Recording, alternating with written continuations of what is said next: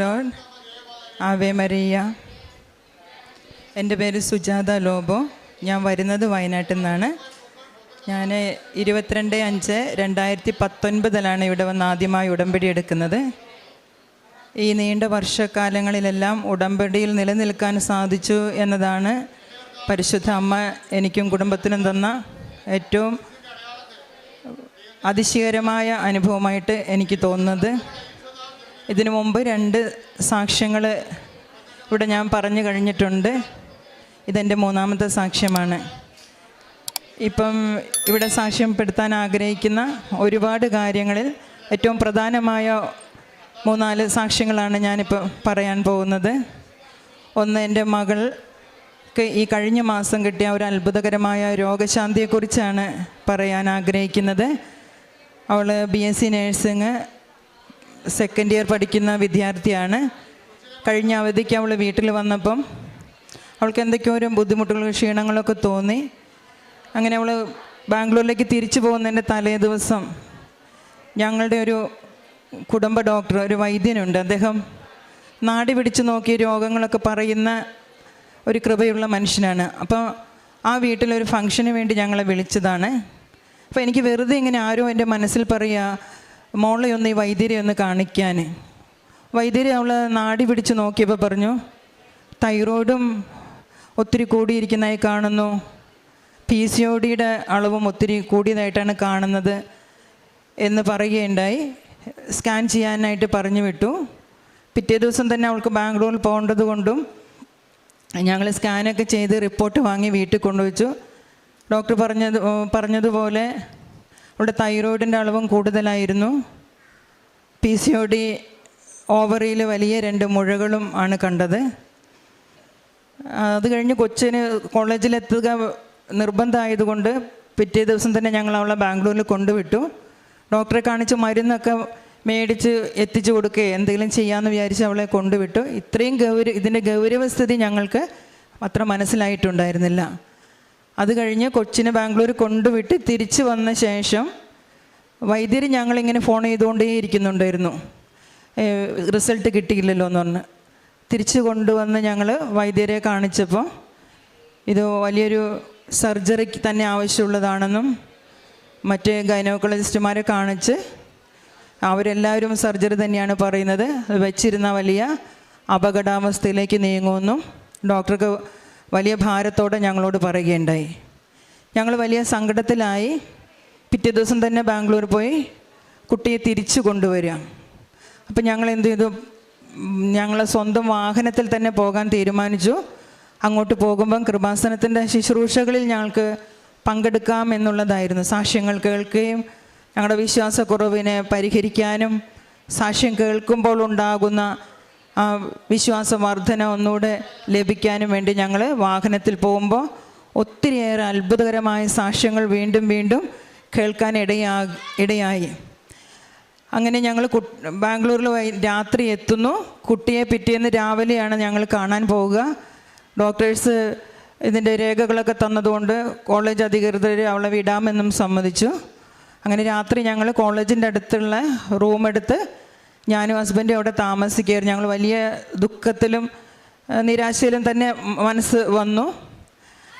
അപ്പോൾ ഈ അസുഖം വന്നു ശേഷം ഞാൻ ഈശോയോട് ഇങ്ങനെ ചോദിച്ചു, ഈശോയെ, തിരുവചനത്തിലൂടെ നീ എന്താണ് ഇപ്പം പറയാൻ ആഗ്രഹിക്കുന്നത്? ഉടമ്പടിയൊക്കെ ഇത്രയും കാലം എടുത്തു, നിരന്തരം ഉടമ്പടിയിൽ തന്നെ ജീവിക്കുന്നു, വീണ്ടും ഏറ്റവും പ്രതീക്ഷയോടിരുന്ന കുഞ്ഞിന് വലിയ രോഗാവസ്ഥ കാണുമ്പോൾ എന്തായിരിക്കും ഇതിൻ്റെ സ്വർഗീയ ഇടപെടൽ, എന്തായിരിക്കും ഈശോയ്ക്ക് പറയാനുള്ളതെന്ന് തിരുവചനം എടുത്ത് വായിച്ചപ്പം ഈശോ ഇങ്ങനെ പറഞ്ഞു, നെഗറ്റീവായിട്ട് നമുക്ക് ദൈവത്തിനെതിരായി പുറകുറുക്കുന്നൊരു സാഹചര്യം മനസ്സിലേക്ക് വരുന്നതായി വന്നപ്പോൾ വചനം കിട്ടിയായിരുന്നു, വാൾ ഉറയിലിടുക.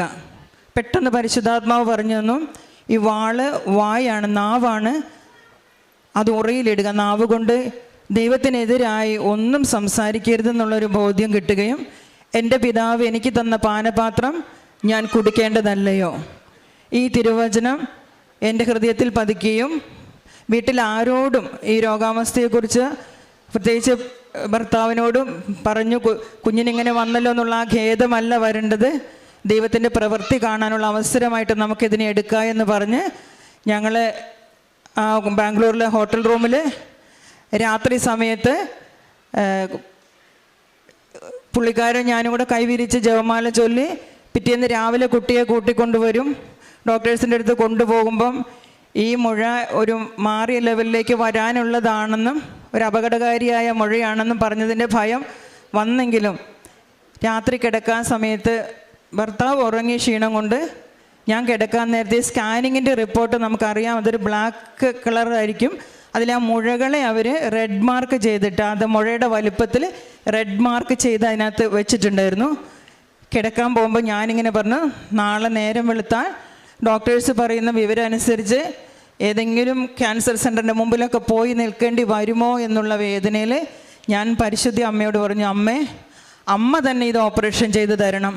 എനിക്ക് വേറെ ഒന്നും തുപ്പൽ കൊണ്ട് ചെളി ഉണ്ടാക്കി കണ്ണിൽ പുരട്ടി സിലോഹയിൽ പോയി കഴുകുക എന്ന് പറഞ്ഞ് സൗഖ്യപ്പെടുത്തുക നിൻ്റെ പുത്രൻ്റെ ആ കൃപയും അനുഗ്രഹവും എനിക്ക് തരണം. കാൽവരിയിൽ ഈശോ യാഗമായി തീർന്ന് അടിപ്പിണരുകളോടെ നേടിയെടുത്തുന്ന സൗഖ്യത്തിൻ്റെ അഭിഷേകം തിരുസഭയിൽ കിടപ്പുണ്ട്.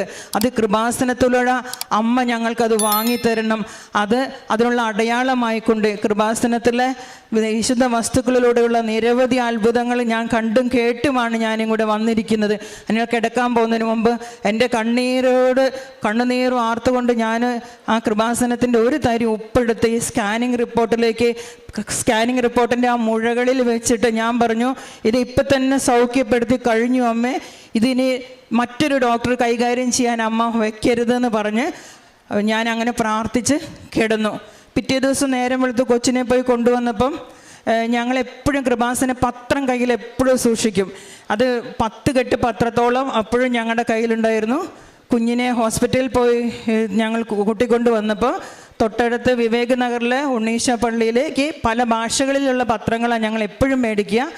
അപ്പോൾ ഞങ്ങളുടെ കയ്യിൽ എപ്പോഴും സ്റ്റോക്കും വയ്ക്കും ഞങ്ങൾ. അപ്പോൾ ആ പത്രം എടുത്തിട്ട് ഞാൻ പറഞ്ഞു, മോള് ഈ പത്രം നിൻ്റെ കൈ കൊണ്ട് തന്നെ ഈ ദേവാലയത്തിൽ വന്ന എല്ലാവർക്കും കൊടുക്കാനും അവിടുത്തെ അച്ഛനെ കണ്ട് പ്രാർത്ഥന മേടിച്ചിട്ട് നമുക്ക് യാത്ര തിരിക്കാമെന്നും പറഞ്ഞ് ആ 10 കെട്ട് പത്രവും അവൾ കൊടുക്കുകയും അവിടെയുള്ള മനുഷ്യരൊക്കെ അത് വളരെ ഭയഭക്തിയോടെയാണ് മേടിക്കുക. നമ്മൾ ഈ ഒരു ഭാഷ കൊടുത്താൽ അവർ വേറൊരു ഭാഷയുണ്ടോ എന്ന് ചോദിക്കും. രണ്ടാമത് കൊടുത്ത ആളോട് വലിയ നന്ദിയാണ് അവർ പ്രകടിപ്പിക്കുക. നമ്മൾ അവരും തമ്മിൽ ഒത്തിരി വ്യത്യാസമുണ്ടൊന്നും കാണാനിടയായി. അങ്ങനെ ഞങ്ങൾ ആ പ്രേക്ഷിത വേലയെല്ലാം കഴിഞ്ഞ് തിരിച്ചു വന്നപ്പോൾ ഡോക്ടർ ഞങ്ങളോട് പറഞ്ഞ് കോഴിക്കോട് ബേബി മെമ്മോറിയൽ ഹോസ്പിറ്റലിൽ ഗൈനക്കോളജിസ്റ്റിൻ്റെ അടുത്തേക്ക് പോകാനാണ് ഞങ്ങളെ വിട്ടത്. രാവിലെ 10 മണിയാകുമ്പോഴേക്കും ഡോക്ടറെ അടുത്ത് എത്തണമെന്ന് പറഞ്ഞു. അങ്ങനെ ഞങ്ങൾ 10 മണിയാകുമ്പം കുട്ടിയും കൊണ്ട് വരുന്നു. 10 മണിക്ക് 3 ഡോക്ടേഴ്സിൻ്റെ റെക്കമെൻഡേഷൻ PRO വിളിച്ച് പ്രത്യേകം പറയുന്നു, 1ാമത്തെ ടോക്കൺ നമ്പർ ഞങ്ങൾക്ക്. പക്ഷേ ഡോക്ടറെ അടുത്ത് ചെന്നിരുന്നിട്ട് 10 മണിക്ക് ഇരുന്ന് ഞങ്ങൾക്ക് 6:30 വരെ ഡോക്ടറെ കാണാനായിട്ട് അവസരം കിട്ടിയില്ല. കാരണം ഡോക്ടർ ഒരു തിയേറ്ററിൽ ഓപ്പറേഷന് കയറിയതുകൊണ്ട് അവർക്ക് ഇറങ്ങാനായിട്ട് സാധിച്ചില്ല. ആ സമയത്ത് എൻ്റെ അടുത്ത് മനസ്സിലിങ്ങനെ പറയാൻ തുടങ്ങി, ഇത് സൗഖ്യത്തിൻ്റെ സമയമാണ്, ഇത് എളിമപ്പെടേണ്ട സമയമാണ്, ഇത് വിശ്വാസം പുറത്തെടുത്ത് പ്രഖ്യാപിക്കുന്ന സമയമാണ്, ഇത് ദൈവികമായ വലിയ ഇടപെടേണ്ട സമയമാണ്. കുട്ടി ക്ഷീണിതയാണ്, അവൾ എൻ്റെ മടിയിൽ കിടക്കുന്നു.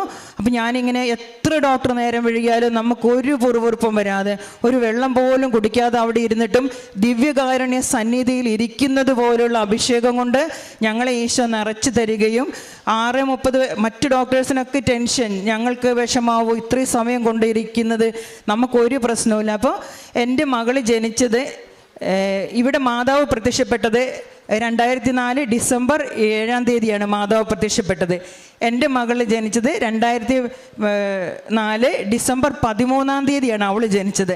അപ്പം ഞങ്ങൾ എപ്പോഴും പറയും, കൃപാസന മാതാവും നീയും തമ്മിൽ നല്ല ബന്ധമുണ്ട്, നിങ്ങൾ കാഴ്ചയിലും ഏകദേശം ഒരേപോലെ ഇരിക്കുന്നു. എപ്പോഴും ഇവളോട് പറയും, നിനക്കൊരു മാതാവിൻ്റെ ചൈതന്യം പണ്ട് തൊട്ടേ എല്ലാവരും പറയും. അപ്പം ഞാൻ പറയും, ഞാനിതിങ്ങനെ പറയാൻ തുടങ്ങി, അമ്മേ ഈ കുഞ്ഞിന് നിരവധി സഹനങ്ങൾ മാറി മാറി വരും, എല്ലാം കൃപാസനത്തിലൂടെ തിരുനാമ മഹത്വപ്പെടാൻ വേണ്ടിയിട്ടും കൃപാസനത്തിൻ്റെ പ്രത്യക്ഷീകരണം ഈ കുഞ്ഞിലൂടെ ഞങ്ങളുടെ കുടുംബത്തിലൂടെയും നടക്കുന്ന സഹനങ്ങളിലൂടെയുള്ള ദൈവിക ഇടപെടലിലൂടെ സഭ ഇത് പ്രഖ്യാപിക്കുമ്പോൾ ഈ ഈശോയുടെ പരിശുദ്ധ അമ്മയുടെ പ്രത്യക്ഷീകരണം സഭ ഏറ്റെടുക്കുവാൻ വേണ്ടി ഞങ്ങളുടെ കുടുംബത്തെ തന്നെ അമ്മ ഒരു ഉപകരണമാക്കണമെന്ന് ഞാൻ പ്രാർത്ഥിക്കാറുണ്ടായിരുന്നു പ്രിയപ്പെട്ടവരെ. അങ്ങനെ 6:30 ഡോക്ടർ വരുന്നു, ബാക്കി ടെസ്റ്റുകൾക്കെല്ലാം എഴുതുന്നു. രാത്രി ആയതുകൊണ്ട് തിരിച്ച് വയനാട്ടിലുള്ള ഡോക്ടേഴ്സ് ഞങ്ങളോട് പറഞ്ഞു തിരിച്ച് അങ്ങോട്ട് തന്നെ ചെല്ലാൻ വേണ്ടി പറഞ്ഞു. അപ്പോഴൊക്കെ നമുക്ക് വലിയ പ്രത്യാശ നമുക്ക് വരുന്നു. ഡോക്ടേഴ്സിന് ഭയമുണ്ട്. പക്ഷെ എൻ്റെ മനസ്സിൽ ഇങ്ങനെ തോന്നുന്നു, ഇത് ഡോക്ടേഴ്സ് പോലും തിരുനാമത്തെ മഹത്വപ്പെടുത്തുന്ന ഒരു സൗഖ്യമായി ഇത് മാതാവ് മാറ്റി തന്നിട്ടുണ്ടെന്നുള്ള ഉറച്ച വിശ്വാസം മനസ്സിലുണ്ടായിരുന്നു. എങ്കിൽ ഇടയ്ക്ക് ആ വിശ്വാസ തലത്തുനിന്ന് ഒന്ന് ഡൗൺ ആകുമ്പം ഭീതിയും ഭയമൊക്കെ നമുക്ക് വരുന്നുണ്ടായിരുന്നു മാനുഷിക രീതിയിൽ. പ്രിയപ്പെട്ട സഹോദരങ്ങളെ, എൻ്റെ മകളെ കൊണ്ടുപോയി പിറ്റേ ദിവസം ഈ ടെസ്റ്റുകളെല്ലാം വന്നു. അതുപോലെ പിന്നെ ഒരു MRI സ്കാനും കൂടെ ചെയ്തപ്പോൾ അത്രയും വലിയ ഡോക്ടേഴ്സെല്ലാം അതിശയപ്പെട്ട ആ വലിയ 2 മുഴകളെ അവിടുന്ന് ആരോ എടുത്തു മാറ്റിയിരിക്കുന്നതായിട്ട് കാണാനിടയായി. Praise the Lord, praise the Lord, hallelujah. അതുകൊണ്ട് എവിടെ പോയാലും, ഈ ഒരു മാർക്കറ്റിൽ പോയാലും റോട്ടും എവിടെ പോയാലും കർത്താവിനെ പ്രഘോഷിക്കുക എന്നുള്ളത് എൻ്റെ ഒരു ജീവിതചര്യയായി മാറി. പലർക്കും പലപ്പോഴും ശല്യമായിട്ടും തോന്നാറുണ്ട്. അങ്ങനെ ഇരിക്കുമ്പോഴാണ് കൃപാസനത്തിൽ വരാനും ഉടമ്പടിയിലൂടെ പോകാനിടയായപ്പോൾ എൻ്റെ ആഗ്രഹത്തെ കർത്താവ് സാധിച്ചു തന്നതിൻ്റെ ഏറ്റവും വലിയ അടയാളമാണ് കൃപാസനത്തിലെ ഉടമ്പടി സാക്ഷ്യപത്രം. അതുകൊണ്ട് ഒരു ഉടമ്പടിയിലെ പത്രത്തെക്കുറിച്ചൊക്കെ ഒത്തിരിയേറെ കിംവദന്തികളൊക്കെ നമുക്ക് വരുമ്പോഴും കൃപാസനത്തിൻ്റെ ഈ സാക്ഷ്യ പത്രം കൊടുക്കുന്നതിനുണ്ടാകുന്ന തൃപ്തി കാരണം ഒത്തിരി പ്രസംഗങ്ങളൊന്നും ആവശ്യമില്ലാതെ വരുവിൻ നമുക്ക് രമ്യതപ്പെടാം എന്നുള്ള കർത്താവിൻ്റെ സ്വരം എല്ലാവരിലേക്കും എത്തിക്കുവാൻ എനിക്ക് സാധിച്ചു എന്നുള്ളത് പ്രേക്ഷിത മേഖലയിലെ വലിയ തീഷ്ണതയോടെ ഞങ്ങൾ കുടുംബസമേതം ചെയ്യുന്ന ഒരു കാര്യമാണ്. ഇനി രണ്ടാമത് എനിക്ക് പറയാനുള്ളൊരു കാര്യം, ഞാൻ പറഞ്ഞല്ലോ, അതുകൊണ്ട് തന്നെ എനിക്ക് എപ്പോഴും ആത്മാക്കളുടെ നഷ്ടം അതെൻ്റെ വലിയ ദുഃഖമായിട്ട് എനിക്ക് അനുഭവപ്പെടും. അങ്ങനെ എനിക്ക് എൻ്റെ ഒരു ഭർത്താവിൻ്റെ സഹോദരി, അവളെ കഴിഞ്ഞ 18 വർഷത്തോളമായി ഞാൻ അവൾക്ക് വേണ്ടി പ്രാർത്ഥിക്കുന്നു. അവർ തമിഴ്നാട്ടിലെ ഈറോഡിൽ ടീച്ചറായിട്ട് ജോലി ചെയ്യുമായിരുന്നു. അപ്പോൾ ആ അന്യദൈവ ആരാധനയുടെ ആ ഒരു രീതിയിൽ വന്ന് സത്യദൈവ ആരാധനയിൽ നിന്നൊക്കെ മങ്ങുകയും കൗദാശ ജീവിതം തീരെ താഴെപ്പടിയിലേക്കാകി പോവുകയും ഞങ്ങളോട് അവൾ സഹകരിക്കുന്നത് വളരെ കുറയുകയും ചെയ്തു. എന്നെ സംബന്ധിച്ച് അവളുടെ സ്നേഹം ഞങ്ങൾക്ക് കിട്ടുന്നില്ല എന്നുള്ളത്, ഏക സഹോദരിയാണ്, അവളുടെ സ്നേഹം നഷ്ടമായത് എനിക്ക് ദുഃഖമായിരുന്നു. ഞാനത് ദുഃഖത്തോടെ പ്രാർത്ഥിക്കുകയും ചെയ്യുമായിരുന്നു. എന്നാൽ അവളുടെ സ്നേഹബന്ധം നഷ്ടപ്പെട്ടതല്ല, അവളുടെ ആത്മാവിനെ തിരിച്ച് ദൈവസന്നിധിയിലേക്ക് കൊണ്ടുവരാനാണ് ഈ സഹനം നിനക്ക് അനുവദിച്ചതെന്ന് തമ്പുരാൻ്റെ സ്വരം ഉണ്ടാകുമായിരുന്നു. അങ്ങനെ അവൾക്ക് വേണ്ടി പ്രാർത്ഥിച്ചുകൊണ്ടിരിക്കുമ്പോൾ ഈ കഴിഞ്ഞ 2 വർഷങ്ങളായിട്ട് ഉടമ്പടിയിൽ അത് നിയോഗം വെച്ച് പ്രാർത്ഥിച്ചപ്പോൾ അവൾ നമ്മളുമായിട്ട് വന്ന് രമ്യതയിലേക്ക് വരാനായിട്ട് തുടങ്ങി. എങ്കിലും ഒരു അനുതാപത്തിലേക്ക് അവളുടെ ആത്മാവിനെ കൊണ്ടുവരാൻ സാധിക്കാതെ വന്നപ്പോൾ മാതാവ് ഇങ്ങനെ പറഞ്ഞു, അവൾ അനുതാപത്തിലേക്ക് നയിക്കുക, നിത്യജീവൻ ആവശ്യമായ കൃപയുടെ വസ്ത്രങ്ങളൊന്നും അവളുടെ കയ്യിലില്ല, അവൾ അനുതാപത്തിൽ നയിക്കാൻ വേണ്ടി പ്രാർത്ഥിക്കണമെന്ന്. അങ്ങനെ കഴിഞ്ഞ 2 മാസം അവൾ ഞങ്ങളുടെ വീട്ടിൽ തന്നെ താമസിക്കുകയുണ്ടായി, ഞാനും അവളും മാത്രമാകുന്ന സമയം. അപ്പം ഞാൻ മാതാവിനോട് ഇങ്ങനെ പ്രാർത്ഥിച്ചു, മാതാവേ, അനുതാപമില്ലാത്തൊരു വ്യക്തിയെ നിനക്ക് അനുഗ്രഹിക്കാനായിട്ട് പറ്റില്ല. അനുതാപമില്ലെങ്കിൽ വേറെ അനുഗ്രഹം മാത്രം കിട്ടുമായിരിക്കും, അവൾ നിത്യജീവനിലേക്ക് പോവുക സാധ്യമല്ലല്ലോ, അവൾക്ക് അനുദപിക്കാൻ അവസരം കൊടുക്കണേ എന്ന് പറഞ്ഞുകൊണ്ടിരുന്നപ്പോഴാണ് അവളുടെ പെട്ടെന്ന് കണ്ണ് ഡോക്ടറെ കാണിച്ചപ്പോൾ അവളുടെ 2 കണ്ണിൻ്റെയും കാഴ്ചശക്തി 80% നഷ്ടപ്പെട്ടു എന്ന് ഡോക്ടർ പറയുകയും അതൊരു വലിയ ഓപ്പറേഷന് വിധേയമാകണമെന്ന് പറയുകയും ചെയ്തു. അങ്ങനെ വളരെ ദുഃഖത്തോടെ ഞങ്ങളാകുകയും അവൾ വളരെ ദുഃഖത്തോടെ വരികയും ഈ ഒരു സംഭവം, ഈ കാഴ്ച നഷ്ടപ്പെട്ടു എന്നുള്ള വേദന അവളെ സംബന്ധിച്ച് അത് വളരെ തകർന്നു പോകുന്നൊരു വേദനയായിരുന്നു. ആ സമയത്ത് അച്ഛൻ്റെ കൃപാസന ശുശ്രൂഷ ചൊവ്വാഴ്ചയിലെ TV-യിൽ ഞങ്ങൾ വെച്ച് കണ്ടുകൊണ്ടിരിക്കുന്ന സമയത്ത് അവളും ആ ശുശ്രൂഷയിൽ പങ്കെടുക്കുകയും നല്ല തീഷ്ണതയോടെ അവൾ പ്രാർത്ഥിച്ചുകൊണ്ടിരിക്കുന്നു. അച്ഛൻ ഇവിടുന്ന് അനൗൺസ് ചെയ്യുന്നു, കാഴ്ച ശക്തി 80% കാഴ്ചശക്തി നഷ്ടപ്പെട്ട ഒരു മകൾ, ഓപ്പറേഷൻ വേണമെന്ന് പറഞ്ഞ മകളെ ഇപ്പോൾ കർത്താവ് തൊട്ട് സൗഖ്യപ്പെടുത്തിക്കൊണ്ടിരിക്കുന്നു. പ്രിയപ്പെട്ട സഹോദരങ്ങളെ, പിന്നീട് അതൊരു കാരണമായി അവൾ പിന്നെ കുമ്പസാരത്തിലേക്കും കുദാശകളിലേക്കൊക്കെ വരാനും ആത്മീയമായി അവൾ ചെയ്യേണ്ട കാര്യങ്ങളെല്ലാം അവൾ ചെയ്ത് ഒരുക്കത്തിലായ ശേഷം കഴിഞ്ഞ മാസം ഒരു മാസം മുമ്പ് അവളെ വീട്ടിലേക്ക് അവൾ പോവുകയും പിന്നെ അവൾക്ക് ഒരു സ്ട്രോക്ക് വന്ന് അവൾ പെട്ടെന്ന് മരിക്കുകയും 3 ദിവസത്തോളം ഹോസ്പിറ്റലിൽ കിടന്നു. അവൾക്ക് വേണ്ട ആത്മീയ കാര്യങ്ങളെല്ലാം ചെയ്തു കൊടുത്ത് അവളുടെ ആത്മാവിനെ ഈശോ ഏറ്റവും സ്നേഹത്തോടെ അവിടുത്തെ കരങ്ങളിൽ സ്വീകരിച്ചു. അവൾ മരിച്ചിട്ട് ഇന്നേക്ക് 23-ാമത്തെ ദിവസമാണ്. മരണവേദന സഹോദരൻ്റെത് ഉണ്ടെങ്കിലും അവൾ ആ നിത്യജീവൻ സ്വന്തമാക്കി എന്നുള്ള ആനന്ദമാണ് എനിക്ക് ഏറ്റവും കൂടുതൽ ഈശോയ്ക്ക് നന്ദി പറയാനുള്ള കാര്യം. പിന്നെ എനിക്ക് ഫാറ്റി ലിവർ, തൈറോയിഡ്, ബ്ലാഡറിൽ സ്റ്റോൺ, ഇത്രയും അസുഖങ്ങൾ ഉടമ്പടി എടുത്ത ശേഷം തന്നെയായിട്ട്. ഉടമ്പടി കഴിഞ്ഞാൽ ഉടനടി അനുഗ്രഹം എന്നല്ല, ഉടനടി ഒരുപാട് സഹനങ്ങൾ തന്നെയാണ്. ഉടമ്പടി നമ്മളെ വിശദീകരിക്കുന്ന ഒരു പ്രക്രിയ ആയതുകൊണ്ട് തന്നെ ഉടമ്പടിയിലൂടെ ഒരുപാട് അനുഗ്രഹങ്ങൾ പെട്ടെന്ന് കിട്ടി എന്ന് പറയുന്നതിനേക്കാൾ ഉടമ്പടിയുടെ അമ്മ നമ്മളെ സഹായിക്കുന്നത് പ്രിയപുത്രൻ്റെ പീഡാസഹനത്തിൽ നമ്മളെ ശുദ്ധീകരിച്ച് നമ്മളെ സ്വർണം പോലെ മാറ്റുരച്ച് നമ്മളെ എടുത്ത് അനുഗ്രഹിക്കുന്നതാണ് എൻ്റെ അനുഭവം. അങ്ങനെ ആ രോഗാവസ്ഥയിലൊക്കെ കടന്നു പോയപ്പോഴും ഞാനിങ്ങനെ ഓർത്ത് ഉടമ്പടിയൊക്കെ എടുത്തപ്പം ഉടമ്പടി എടുക്കുന്നതിന് മുമ്പുണ്ടായിരുന്നേക്കാളും രോഗാവസ്ഥയൊക്കെ വന്നപ്പോൾ നോക്കുന്നവരൊക്കെ കാണുന്നവരൊക്കെ പറയില്ലേ എന്നിങ്ങനെ ചിന്തിക്കുമായിരുന്നു. എന്നാൽ പ്രിയപ്പെട്ടവർ, ഇന്ന് എനിക്ക് സാക്ഷ്യം പറയാം, തൈറോയിഡും ഫാറ്റി ലിവറും ആ സ്റ്റോണും ഒക്കെ പൂർണ്ണമായി സുഖപ്പെടുത്തി ഈശോ ഞങ്ങളെ അനുഗ്രഹിച്ചു. പിന്നെ ഞങ്ങളുടെ പ്രേക്ഷിത മേഖലയാണ് ഏറ്റവും സന്തോഷകരമായിട്ട് പോകുന്നൊരു കാര്യം. പ്രേക്ഷിത മേഖല ഒരു ഹരമാണ് ഞങ്ങൾക്ക്. അത്രയും ഞങ്ങൾ ഇപ്പം ജീവിത പങ്കാളി റിട്ടയറായി, ഈ വർഷം റിട്ടയറായി കഴിഞ്ഞ ശേഷം ഞങ്ങൾ ഓർത്തു വരുമാനമൊക്കെ മുട്ടി, ഇനി പ്രേക്ഷിത വേലയും കാര്യങ്ങളൊക്കെ ഭംഗിയായിട്ട് എങ്ങനെ കൊണ്ടുപോകുന്നു. പക്ഷേ ഈ പ്രിയപ്പെട്ടവരെ, ഞങ്ങൾ കുടുംബസമേതം പെട്രോൾ അടിക്കുന്നൊന്നും നോക്കില്ല, സമയമൊന്നും നോക്കാതെ ഞങ്ങൾ രോഗികളെ ഭവനങ്ങളിൽ എത്രയോ മണിക്കൂറുകൾ ഞങ്ങൾക്ക് രോഗികളുടെ അടുത്തും മറ്റു ഭവനങ്ങളിലൊക്കെ കുടുംബസമേതം പോയി ശുശ്രൂഷ ചെയ്യുവാനുള്ള വലിയ അവസരങ്ങൾ ഒത്തിരി കാരുണ്യ പ്രവൃത്തി പ്രേക്ഷിത മേഖലയിലും ഒക്കെ ഈശോ ഒത്തിരിയേറെ അനുഗ്രഹങ്ങൾ ഞങ്ങൾക്ക് നൽകിയിട്ടുണ്ട്. അതുപോലെ ഈ ബാംഗ്ലൂർ പഠിക്കുന്ന മകള് നേഴ്സിങ്ങിന് പഠിക്കുന്ന അവൾക്ക് എപ്പോഴും സഹനം കൂടുതലായിരിക്കും.